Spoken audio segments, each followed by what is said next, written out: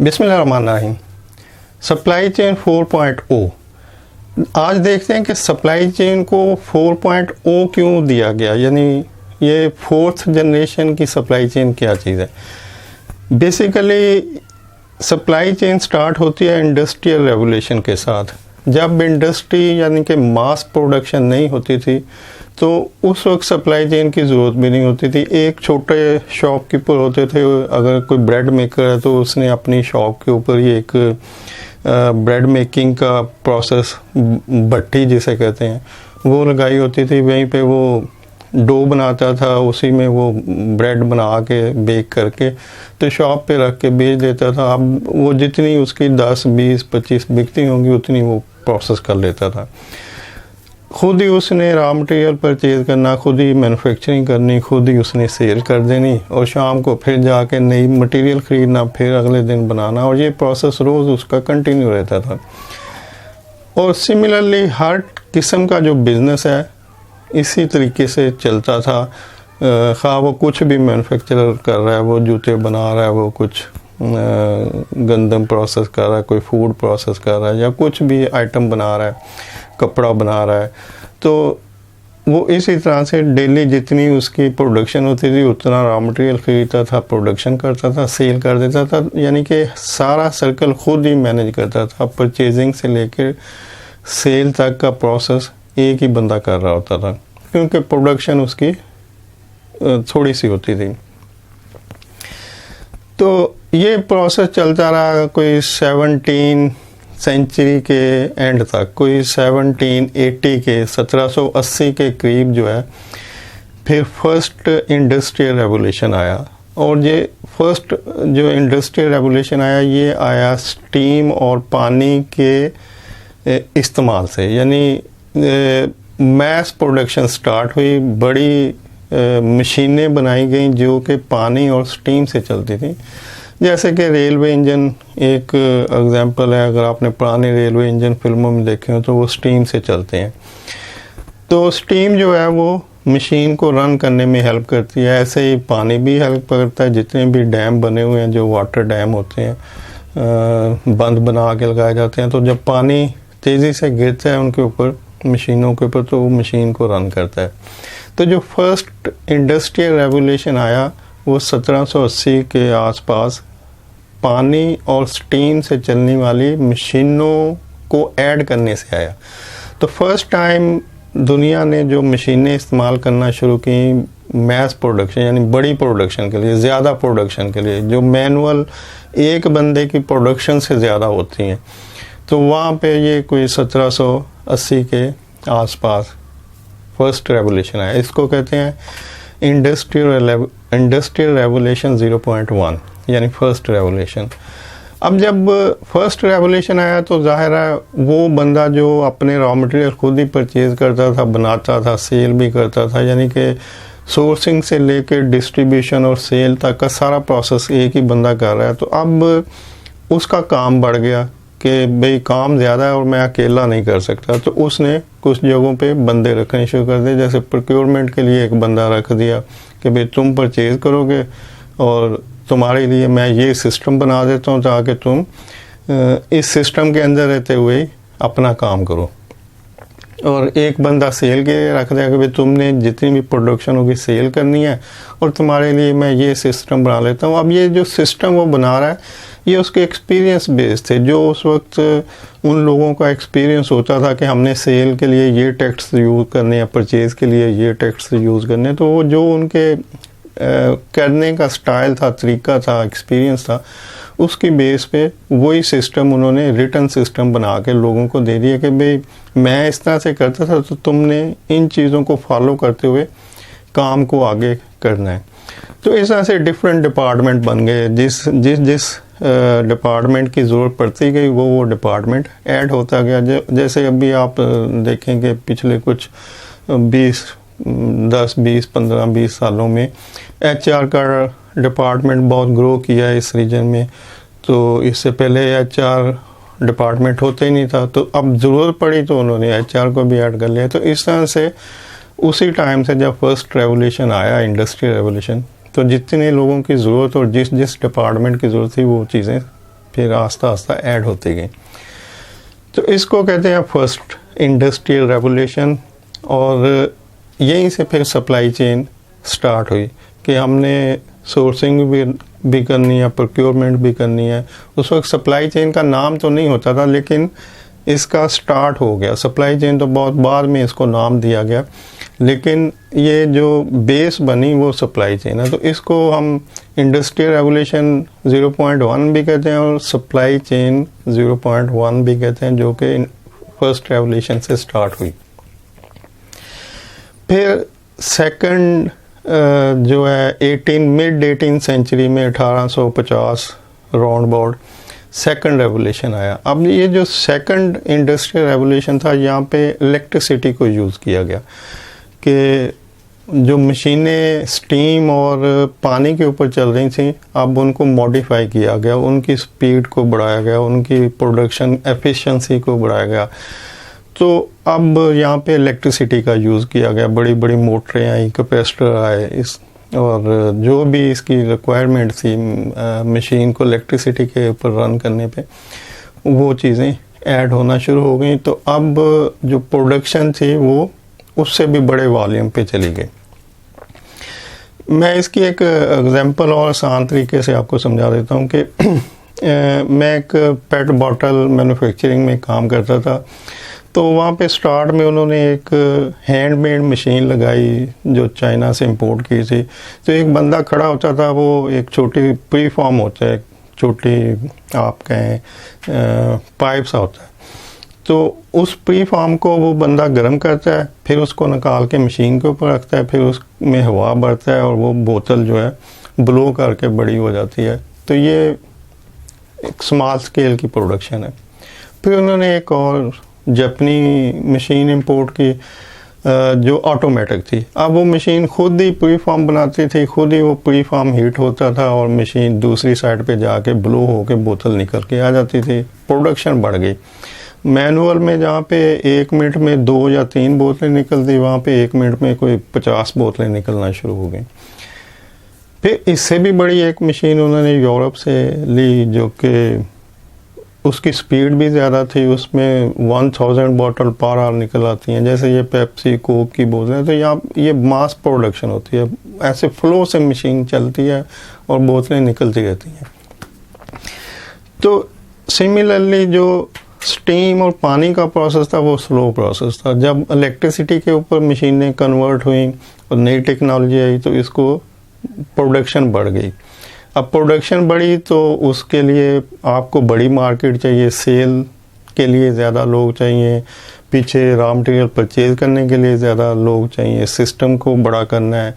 जब सिस्टम बड़ा किया जाता है तो वहाँ पे कुछ प्रॉब्लम भी होती हैं। प्रॉब्लम को सॉल्व करने के लिए फिर सिस्टम बनाए जाते हैं कि अच्छा जी ये जो प्रॉब्लम आ रही है इनको कैसे सॉल्व करना है, प्रोडक्शन की प्रॉब्लम को कैसे सॉल्व करना है, डिस्ट्रीब्यूशन है, सेल है, पीछे sourcing, procurement, store, warehouse के प्रॉब्लम्स है।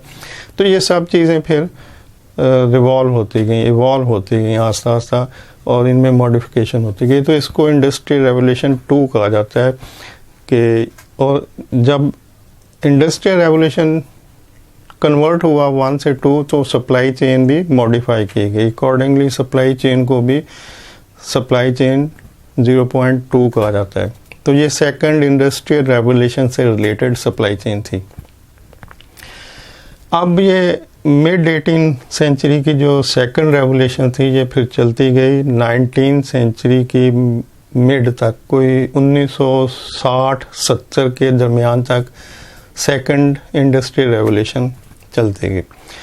1960 और 70 के दरमियान फिर ऑटोमेशन शुरू हुई, कंप्यूटर ऐड होना शुरू हो गया, इंटरनेट ऐड होना शुरू हो गया।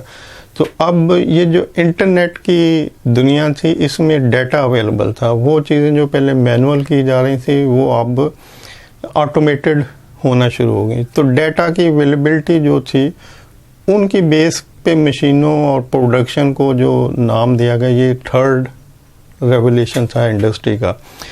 और इसी रेवोल्यूशन की बेस पे सप्लाई चेन भी चेंज हुई कि सप्लाई चेन में भी डाटा की जो इन्वॉल्वमेंट है वो बढ़ गई, उसकी अहमियत बढ़ गई कि जितना मैक्सिमम और एक्यूरेट डाटा, टाइमली डाटा आपके पास पहुंचेगा, आप उतना ही बेहतर डिसीजन ले सकते हैं सप्लाई चेन के लिए। तो ये जो थर्ड रेवोल्यूशन थी इंडस्ट्री की, ये सप्लाई चेन की भी थर्ड रेवोल्यूशन थी। तो इसको सप्लाई चेन 0.3 कहा जाता है, जो डाटा की सप्लाई चेन है, जो कि अब भी हम लोग पढ़ रहे हैं या इम्प्लीमेंट कर रहे हैं या कुछ कर पाए हैं। यानी कि जो ये रीजन है पाकिस्तान या आसपास के मुल्क। तो थर्ड रेवोल्यूशन फिर 1960-70 से ऑनवर्ड चलता गया कोई 2000 तक। 2000 के बाद फोर्थ रेवोल्यूशन स्टार्ट हुआ एडवांस कंट्री में, यूरोप अमेरिका में, जहाँ पे सप्लाई चेन को फुली यूटिलाइज किया गया थर्ड रेवोल्यूशन के थ्रू। तो वहाँ पे इसको जनरेशन 4 में कन्वर्ट कर दिया गया, सप्लाई चेन 0.4.0, यानी कि फोर्थ रेवोल्यूशन सप्लाई चेन का। अब इसमें जो रेवोल्यूशन आया, यानी रैपिडली आया, यानी 30-40 साल के बाद, यहाँ पे जो चीज़ें ऐड हुई वो थी इंटरनेट ऑफ थिंग्स, यानी वो सब चीज़ें जो इंटरनेट की बेस पे काम कर रही हैं। तो इंटरनेट बेसिकली, तो इंटरनेट 60-70 में आ चुका था और इस्तेमाल होना शुरू हो गया था, लेकिन वो इंटरनेट जो 60-70 में यूज़ हो रहा था वो डाटा की कलेक्शन के लिए यूज़ हो रहा था कि हमने डिजिटलाइज करना है। जैसे इसको आप इस तरह समझें कि उस वक्त जितने भी पेपर होते थे उनको स्कैन किया जाता था, कि उनकी तस्वीर खींच के रख ली जाती थी, स्कैन करके रख लिया जाता था। तो अब ये जो स्कैनिंग हो रही है पेपर की, इसको हम कहते थे कि जी हम अपनी कंपनी को डिजिटलाइज कर रहे हैं, हम अपनी कंपनी को इंटरनेट के ऊपर लेके जा रहे हैं। यानी पहले हम पेपर के ऊपर काम करते थे, फिर उस पेपर को स्कैन करके सेव कर लेते थे। तो पैरेलल दोनों चीज़ें चल रही थी, मैनुअल लेजर भी चल रहे होते थे और मैनुअल लेजर को फिर कंप्यूटर में डाटा ऐड किया जाता था और उसको सेव किया जाता था कि जी कंपनी डिजिटलाइज हो रही है, कंपनी इंटरनेट के ऊपर जा रही है। तो ये वो टाइम था 60 से 2000 तक, जब लोगों ने, कंपनियों ने अपने आप को डिजिटलाइज करना शुरू किया। लेकिन 2000 के बाद जो फोर्थ रेवोल्यूशन है सप्लाई चेन 0.4.0 जो है, जिसको हम कह रहे हैं, ये डिजिटलाइज नहीं हो रहा, ये डाटा की दुनिया। यहाँ पे सारा डाटा लिंक है एक दूसरे से, मशीनें खुद कम्युनिकेट करती हैं, इंस्ट्रूमेंट खुद कम्युनिकेट करते हैं। स्कैनर, आप अगर कोई वेयर हाउस है तो आप स्कैन से चीज़ों को स्कैन कर सकते हैं। आप किसी हाइपर मार्केट में चाहें तो जो काउंटर पर कैशियर होता है उसको प्राइस पढ़नी नहीं पड़ती, वो जस्ट उस आइटम को आगे करेगा स्कैनर के, तो वो खुद उसको रीड करेगा। तो ये जो कम्युनिकेशन हो रही है प्रोडक्ट टू प्रोडक्ट, जैसे कि प्रोडक्ट को स्कैनर के आगे किया तो उसने उसको रीड कर लिया कि इसकी प्राइस क्या है, आइटम क्या है, क्वालिटी क्या है, क्वांटिटी क्या है, ये सब चीज़ें मशीन ने खुद ही रीड की और ख़ुद ही रीड करके खुद ही उसकी कॉस्ट कैलकुलेशन करके आपको बिल पे कर दिया। अब इसमें ह्यूमंस का कोई इन्वॉल्वमेंट नहीं है और ये प्रैक्टिस आगे और एडवांस हो रही है कि आप जस्ट डोर से एंटर होंगे तो आपकी जेब में जो कार्ड पड़ा होगा वो डेबिट कार्ड है, क्रेडिट कार्ड है, वो कोई और आईडी है जो डिजिटल आईडी है, तो वो डोर उसको स्कैन करेगा तो उसको समझ आ जाएगी कि इस आईडी का बंदा एंटर हो रहा है। अब वो उस स्टोर से जो भी उठाएंगे वो ऑटोमेटिकली आपके बिल में ऐड होता जाएगा। आप चीज़ें उठाएं और बाहर निकल जाएं, ना कोई आपने बिल देना है ना कोई बिल बनवाना है, आप जस्ट एंटर हुए, चीज़ें उठाई हैं और चले गए हैं और जो भी उसका बिल है वो आपको आपके अकाउंट को डेबिट हो जाएगा। तो ये कम्युनिकेशन है बिटवीन डिफरेंट चीज़ों के, खा वो प्रोडक्ट और मशीन की कम्युनिकेशन हो रही है या मशीन टू मशीन कम्युनिकेशन हो रही है या दो चीज़ों की कम्युनिकेशन हो रही है या बहुत सारी चीज़ों की आपस में कम्युनिकेशन हो रही है। इसमें आर्टिफिशियल इंटेलिजेंट इन्वॉल्व है, लोगों की इन्वॉल्वमेंट ख़त्म हो गई, ह्यूमन इन्वॉल्वमेंट ख़त्म हो गई, मशीन टू मशीन सब कुछ हो रहा है। तो ये जो सप्लाई चेन है ये फोर्थ जनरेशन की सप्लाई चेन है जहाँ पर डाटा खुद कम्युनिकेट कर रहा है। जो थर्ड जनरेशन की सप्लाई चेन थी उसमें डाटा कलेक्ट करना पड़ता था। कोई भी सप्लाई चेन मैनेजर पूछता था, स्टोर से पूछता था कि हाँ यार तुम्हारी कितनी शिपमेंट आ गई है, कितनी पेंडिंग है, क्या स्टेटस है, मुझे सारा डाटा ईमेल कर दो तो मैं उस पर कोई डिसीजन लूँ। ऐसे ही डिस्ट्रीब्यूशन की साइड पे होता है, सोर्सिंग, प्रोक्योरमेंट, हर चीज़ जो है वो डाटा को कलेक्ट करना पड़ता था, लोगों को पूछना पड़ता था कि भाई इस चीज़ के मतलब भिजवाओ, क्या स्टेटस है। तो फिर सारे डाटा को कलेक्ट करने के बाद फिर उसको सामने रखा जाता था पेपर प्रिंट करके कि अच्छा क्या हो रहा है, कब हो रहा है, कैसे हो रहा है। तो अब वो मैनेजर सोच रहा है, सप्लाई चेन मैनेजर, कि अच्छा यहाँ पे मैं ये करूँ, ये करूँ, ये करूँ। तो ये सब कुछ ख़त्म हो गया।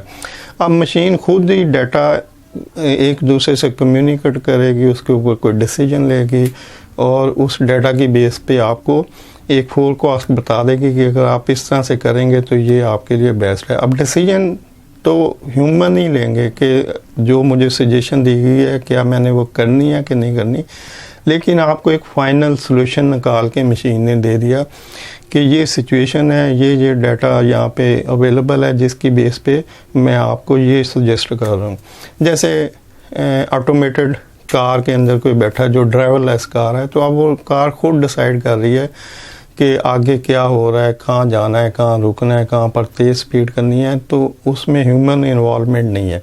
लेकिन अगर ह्यूमन इन्वॉल्वमेंट आप करना चाहें तो आप उसको कह सकते हैं कि भाई आप मुझे बताओ तो मैं डिसीजन दूंगा कि रुकना है या मुड़ना है या क्या करना है। तो दोनों चीज़ें उसमें ऑप्शन में अवेलेबल होती हैं। तो इस तरह से जिस तरह से, चूँकि सप्लाई चेन इंडस्ट्री से रिलेटेड है, सप्लाई चेन का लिंक इंडस्ट्री से है, इंडस्ट्री होगी, मैन्युफैक्चरिंग प्रोसेस होगा तो सप्लाई चेन होगी।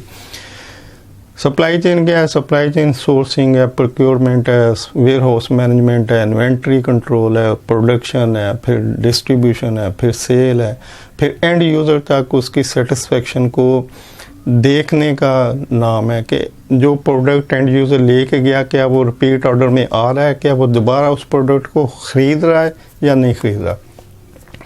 तो इस तरह से सोर्सिंग से लेके एंड यूज़र की सेटिस्फेक्शन या डिससेटिस्फेक्शन तक जितना भी प्रोसेस है ये सारा सप्लाई चेन है। और ये उसी वक्त पॉसिबल होगा रन करना जब कुछ मैन्युफैक्चरिंग हो रही होगी, कोई गुड्स या कोई सर्विसेज का प्रोसेस एक एंड से दूसरे एंड तक फ्लो कर रहा होगा, तो इसको सप्लाई चेन कहते हैं। और इस सप्लाई चेन के दरमियान जितनी भी एक्टिविटीज़ हो रही हैं वो डेटाबेस एक्टिविटीज़ हैं। उसमें जितना एक्यूरेट डाटा, जो थर्ड रेवोल्यूशन था उसमें डाटा जितना एक्यूरेट होगा उतना डिसीजन एक्यूरेट होगा। फोर्थ जनरेशन में डाटा खुद ही अपनी एक्यूरेसी को चेक करेगा और ख़ुद ही आपको सजेस्ट करेगा कि किस जगह पे प्रॉब्लम है और कहाँ पे क्या किया जा सकता है, क्योंकि मशीनें खुद एक दूसरे से कम्युनिकेट कर रही हैं। इंस्ट्रूमेंट जितने हैं वो खुद एक दूसरे से कम्युनिकेट कर रहे हैं और ये किस तरह से कर रहे हैं इसको कंटिन्यू रखेंगे नेक्स्ट वीडियो में। और थैंक यू वेरी मच जिन लोगों ने कमेंट्स की